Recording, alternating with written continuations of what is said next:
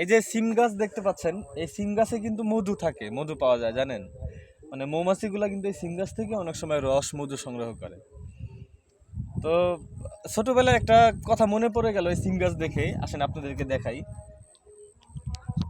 এই যে সিম গাছে যে ফুলটা দেখতে পাচ্ছেন, তরতাজা যে ফুলটা আছে, একটু কাছে আসি।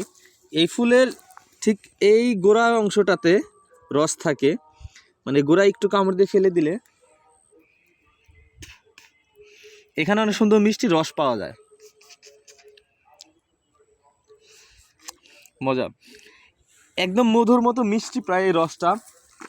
আমরা ছোটবেলায় এই রসটা প্রচুর খাইতাম, আমাদের বাড়িতে গাছ থাকতো, সব জায়গায় গাছ থাকতো, প্রচুর খাইতাম। আপনাদের কার কার এমন ছোটবেলার স্মৃতিচারণ আছে বা এই এই জিনিসটা কে কে জানেন, একটু কমেন্ট করে আমাকে জানাবেন। আরেকটা খাই, হ্যাঁ।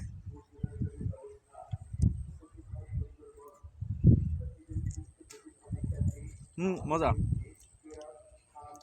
থাক, মানুষের সিম নষ্ট করার দরকার নাই বেশি। জানলাটা দেখেন, সিমে ফুলে ভরপুর, ফুলটাও সুন্দর। তো এই ফুল থেকেই সিম আসবে।